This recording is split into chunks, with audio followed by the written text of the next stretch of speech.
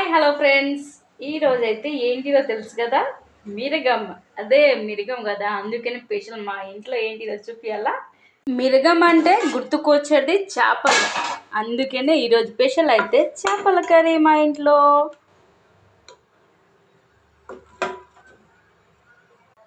చేపల పులుసు అయితే పెట్టినాము.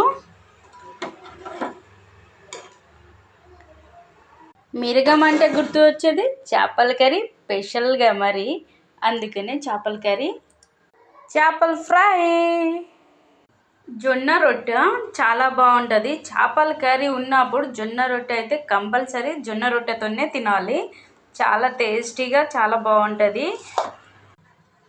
రైస్, నాకైతే రైస్తోనే ఇష్టం ఉండదు, చేపల పులుసు కాబట్టి జొన్న రొట్టె ఉంటేనే బాగుంటుంది. మీరు తినకపోతే తిని చూడండి, టేస్ట్ నచ్చితే లైక్ షేర్ సబ్స్క్రైబ్. నేనైతే అనుకుంటున్నాను ప్రతిరోజు అయితే ప్రతి ఇంట్లో అయితే చేపల పులుసు చేపల ఫ్రై మాత్రమే ఉంటుంది. అంత స్పెషల్గా మిరగం పండుగ అంటే ఇప్పటి నుంచి వర్షాలు స్టార్ట్ అవుతాయి కదా, అందుకని వర్షాకాలం స్టార్ట్ అయింది. చేపలు అయితే మరీ రెగ్యులర్గా వస్తుంది వర్షాకాలం అయితే. రేపటి నుంచి ఈసారి అయితే పంటలు బాగా పండాలి, వర్షాలు బాగా పడాలని మనస్ఫూర్తిగా కోరుకుంటున్నాను. ఓకేనా ఫ్రెండ్స్, బాయ్ బాయ్.